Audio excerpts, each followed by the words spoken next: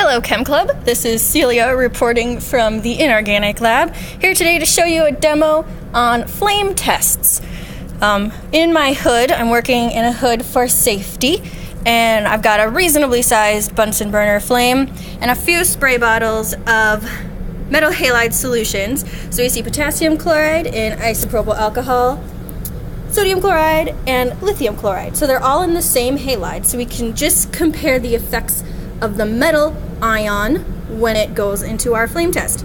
Also, there's sodium acetate and lithium chloride in a different alcohol, just alcohol if that does have any effect, and some ions from the second period of the periodic table, a little bit larger, so we'll see the effect of those in our flame test.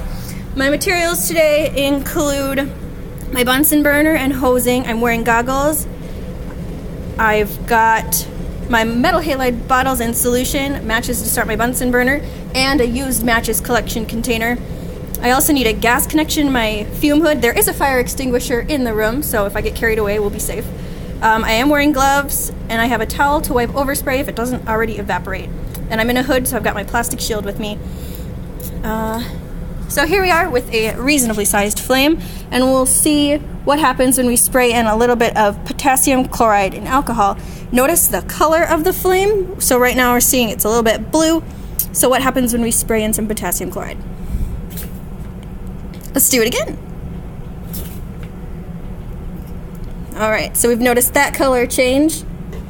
Let's see what sodium chloride does to our flame in our flame test today. Woohoo! Notice that color change? Let's do it again for fun. Woohoo! And the next in our alkali metal, we've got lithium chloride in chloride salt. So let's see what color our lithium changes the flame to. Whoa! Woohoo! Very vibrant. I like that. Okay, so now that we've done our three consistent ones, it's the same halide in the same alcohol solution, so we're only noticing the changes due to the alkali metal ion, cation specifically. So I'm going to leave my flame right here, and we're going to walk over to the board to do a little explaining today about the reasons behind why flame tests produce different colors.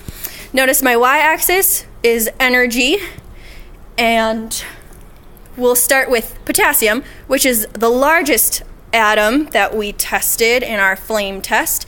So with a large atom comes a high energy photon. So the input of heat energy that we add to the electron, it causes a high energy photon to be emitted, and that relates to a shorter wavelength, which in turn is a very high energy. And that's from the largest atom we tested. And the flame looks purple. You know, low wavelength, high energy, purple, you think of, ultraviolet. It's very harmful light, high energy. Next, sodium is our middle-sized atom. We noticed that it produced a yellow color, so it emits a photon in the yellow wavelength range around 580 nanometers. And then our smallest atom was lithium, and that produces a red-pink color in our flame test.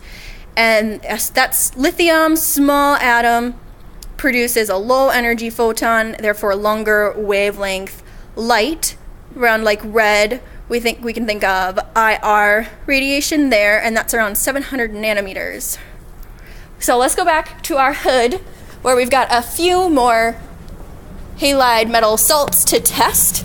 We'll do sodium acetate, I think that says, and that's in ethanol. So sodium, we would expect sodium to show up yellow due to our previous flame test. So let's see if that's true. Ooh, yep, very orange yellow. Cool. So then lithium chloride, we did try lithium prior, and lithium produced a nice pinkish red flame. So let's see it again in action. Wow. Okay, that's really fun. So for the atoms, the metal cations that are produced in our flame test from the second period of the periodic table, we've got potassium in ethanol. Excuse me, this is calcium. So let's see what color calcium produces. Actually, predict what wavelength of light do you think would be emitted with calcium? Let's try it. It's a bigger atom than anything we've tried before, so let's see. Oh, that's like orangish red. Cool. And next, barium. That's another metal cation from the second period. Oop.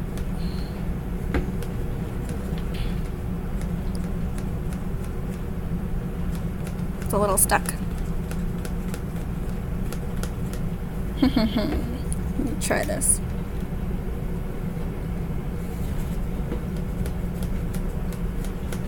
Well, this one doesn't want to work for us, unfortunately.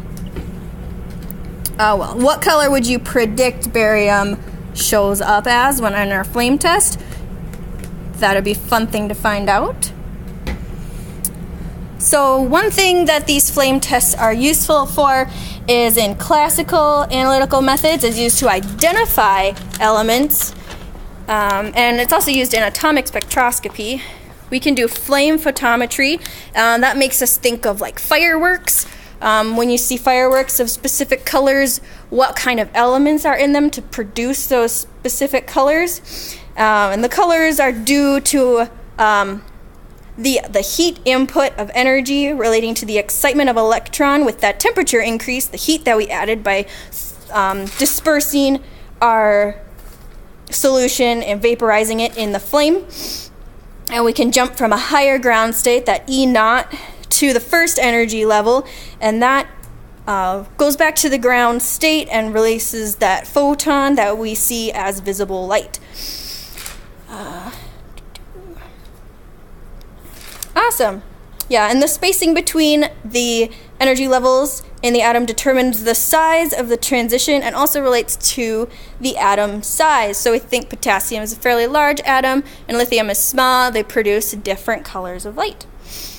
And this can also be used for other metal cations, not just alkali metals. We can use it to determine copper oxidation states. For example, copper 1 is blue and copper 2 looks green in a flame test.